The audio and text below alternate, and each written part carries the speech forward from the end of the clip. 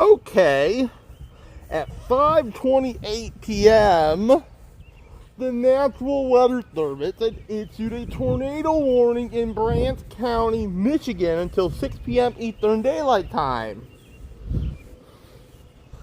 If you live in Brant County, Michigan, preferably northwestern Brant County, Michigan, take shelter immediately.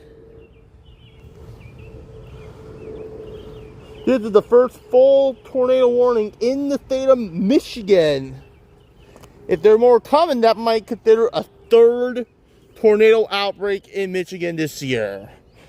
Don't forget to subscribe down where we're Height Lightning Storms, and I'll keep you updated at this time.